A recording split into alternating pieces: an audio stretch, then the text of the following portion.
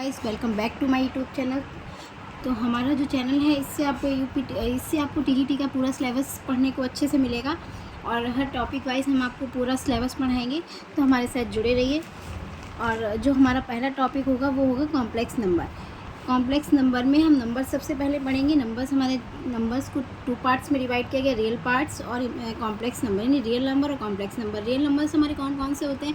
Natural number, whole number, prime number, rational number, irrational number, composite number, perfect number. ये सारे जो numbers होते हैं ये सारे रियल नंबर में आते हैं। और कॉम्प्लेक्स नंबर जो होता है वो इमेजनरी नंबर और प्योरली इमेजनरी नंबर के पार्ट्स में डिवाइड किया गया है कॉम्प्लेक्स नंबर को।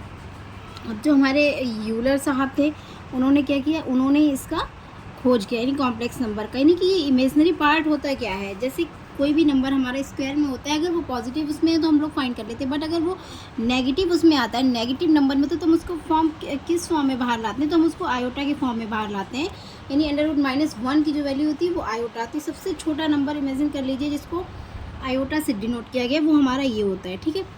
और जैसे हमारे पास एक इक्वेशन है ax² + bx + c और एक इक्वेशन दूसरी है x² + 1, तो इसमें आप देख सकते हैं कि ये वाला जो पार्ट है वो 0, तो यहाँ पे a की वैल्यू 1, b की 0 और c की वैल्यू 1। तो हमारे पास में कैसे हम फाइंड करेंगे? d की value d² = b² - 4ac, b की वैल्यू 0 -4, a की 1 और c की 1। तो हमारे पास d = -4 हो गया, जिसमें कोई रियल सोल्यूशन नहीं होगा। दो वैल्यू इसमें पॉसिबल होंगी, हम इसको सॉल्व नहीं कर सकते बिकॉज इसका कोई रियल सोल्यूशन नहीं होगा। अब हम लोग पढ़ेंगे आगे general representation of complex number. तो जनरल रिप्रेजेंटेशन ऑफ यानी किस तरीके से इसको रिप्रेजेंट किया जाता है। सबसे पहले real part plus imaginary part में हम कॉम्प्लेक्स नंबर को रिप्रेजेंट करते हैं। इसको जेड से डिनोट करते हैं। किससे डिनोट किया जाता है? जेड से डिनोट किया जाता है।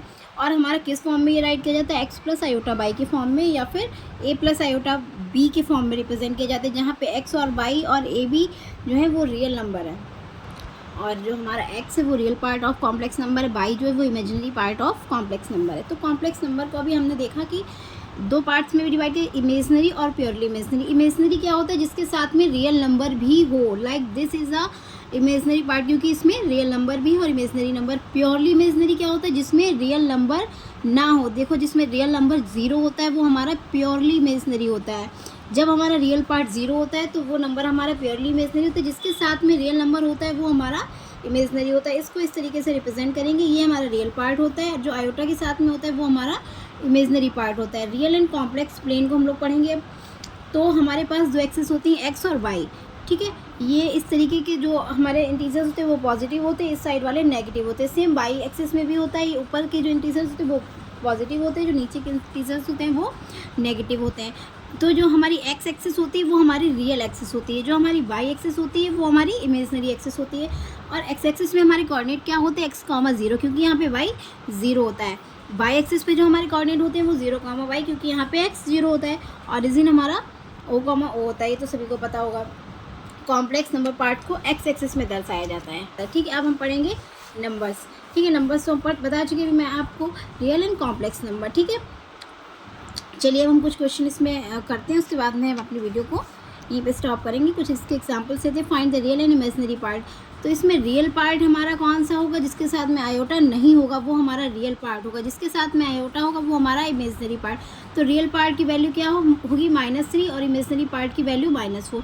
अब आप देख सकते हैं ये प्योरली इमेजनरी नंबर है, क्योंकि इसमें रियल पार्ट 0 है, तो रियल पार्ट जो है वो 0 है, इमेजनरी पार्ट जो है वो -4 है। सेम इसमें भी हमारा इमेजनरी पार्ट जो है वो 0 है, तो ये हमारा प्योरली रियल हो गया, क्योंकि इसमें इमेजनरी पार्ट 0, तो रियल पार्ट इसका -3, इमेजनरी पार्ट 0।